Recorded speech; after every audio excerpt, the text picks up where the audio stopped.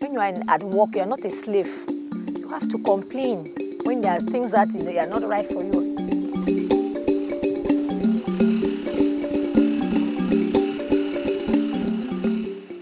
Between 2013 and 2016, Banana Link facilitated a project to educate workers about their rights and to empower trade union representatives to secure decent working conditions on banana and pineapple plantations in both Ghana and Cameroon. Their partners on the project were FAWU, FACO Agricultural Workers Union from Cameroon, GAWU, the General Agricultural Workers Union of Ghana, TUC, and the IUF, the International Union of Food Workers.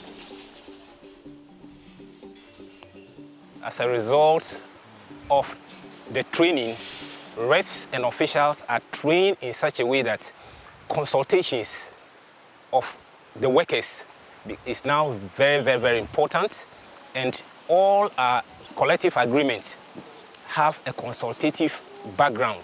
Workers then own what we are being negotiated for on their behalf.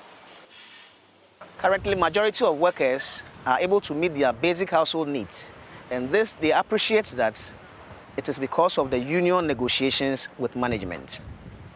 Almost all workers have now been able to receive protective clothing, personal protective equipment when using chemicals. Women used to come back home at 11, 12 o'clock in the night. Today, some of the pack houses close at 6 o'clock, 7 o'clock, which is good for us. But we were trying to see how this can be harmonized. All the pack houses should close almost at the same time. Because of the role, especially the education program we've had the opportunity to carry out in the plantations, many workers became members of the union. At the end of the program, we have more than 2,000 workers who have now joined the union. And the education program we've had, that had made them to become aware of the role the union can play as far as their working and living conditions are concerned.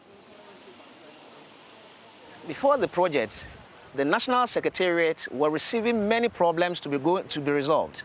But with the project and the training offered, the reps are able to solve their grievances the way they like it. And now, grievances to the national and regional level have reduced. Because of this project, we have less workers now coming to the office with grievances. Formerly, it was not easy because so many workers, the slightest problem in the plantation, they rush to the office. Now, since the union representatives have been empowered, most of those grievances are now being handled at the level of the plantation. The staff reps who have trained have become more aware of their role and they are prepared to pick up the challenge wherever they are.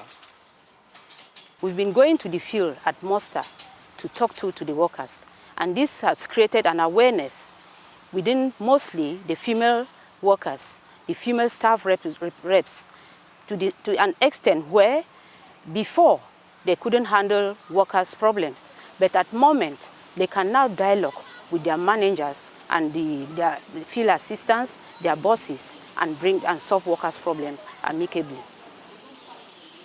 There were many things that we did not know, and we were afraid to talk because when you talk, maybe your big man will put you behind. You will not like to deal with you.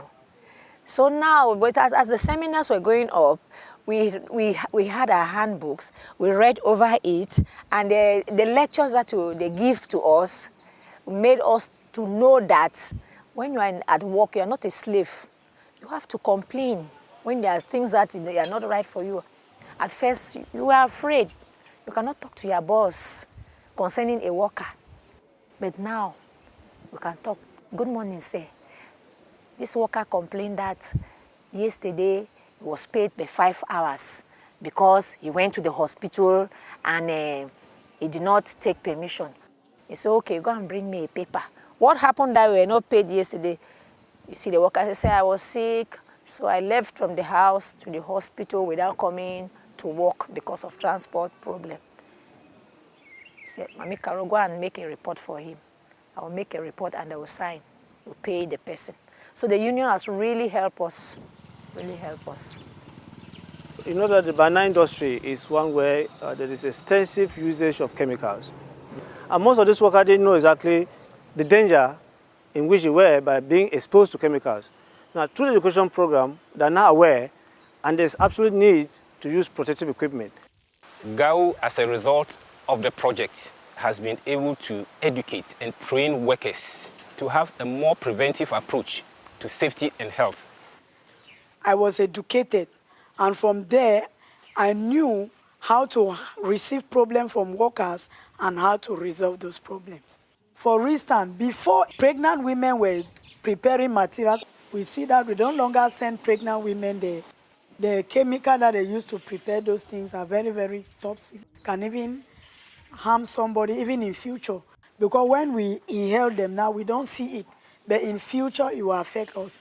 In my farm, I talk to workers on the mustard twice a week to keep them awareness of what they are doing. The training has done a lot for me because now I know my rights. I know what is good for me. If I don't have my protective equipment, I should not work. But now I know that with my protective equipment, I can do this job, or I cannot do this job. For instance, they can say, go and mix this chemical, or go and apply chemical without gloves, nose masks, rain boots. I will not go. There was this idea of a creche in the plantation, but the women have refused vehemently that they don't want a creche in the plantation because it is highly chemicalized, toxic, hazardous. So they won't want their children, who are so very tender, to live in such an environment.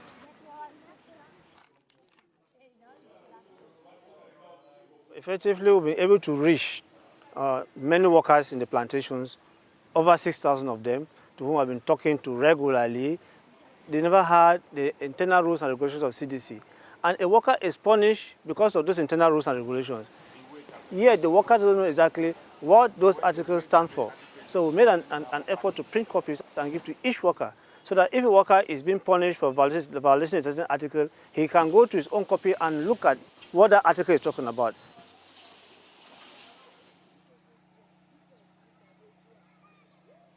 Those problems which the workers, mainly women, had in particular was maternity leave problem. With this, we had to bring out some tracts, the information. So we brought out those tracts, gave them to the workers, they shared them within themselves. We asked them that if you cannot read, you go home with the tract, you ask your child to read it and explain to you so that you know the various documents to compile in order to make you attain that family allowance. We had some women who could not receive their maternity breast because they didn't know which documents to compile. So those tracts we gave them helped them, and they have attained, they have gotten their maternity leave paid. So the boss will not allow the worker to go to breastfeed the child before coming back. So they usually work throughout, they work the 8 hours. But with these lectures, the workers are now aware, and they have, confronted their bosses, and they now take their nursing breaks either in the morning or in the afternoon, and it's okay with them. The idea of gender is something which most of the people in the plantations took as a joke, but now they realize the need and the importance of that project. Now, so most of the workers in the plantations are now becoming gender sensitive. There was something like this sexual harassment that was really rampant because of ignorance. Ignorance of what? The women, some of them did not know their rights. They did not know what to do if such a thing occurs. When there is a problem like that, the woman will come and then report this problem. And when you report this problem, we go back and handle that problem. And when we handle that problem, you see the people who used to go out to harass, they hold themselves. They don't do it anymore. Formerly, our women used to be very shy. And if we want to consider the gender aspect presently, there's really a great improvement because they are now able to talk to other workers, not only in small groups, even at muster. We went to some farms for muster talks, and one of the talks was delivered by a woman, and she was really excellent. The women who are not staff representatives, they are really aspiring to be, because this year, 2016, we will be having our elections, our staff representative elections, and we have quite a good number of women who are hoping to be part of that, unlike before. Women have been empowered so much as a result of the training that in one of our locales, either two, you could have only one woman representing or contesting for position. We are privileged to announce that from 2, now we've now been able to get 4 women out of 8 from the executives that we've newly elected. I used to think that, but why are women so much behind? But I never had an idea of how we can move forward and get things done the way people should feel comfortable in the society. So I've really enjoyed the gender aspect. It's a passion that I now love so much. And I'll continuously learn and learn and learn. We don't want to give a gross exaggerated figure, but at least we know that 85% of the workers now are aware of their rights. Many more are now aware of their rights and responsibilities, and it is our hope that we will sustain this for every worker to know their rights. But now I am bold. I cannot talk to anybody. I can talk to I can express myself anywhere, just because I know my rights. And I won't quote you from labor code, this is and that, this is what it says. From collective agreement, this is what it says. So now I am bold.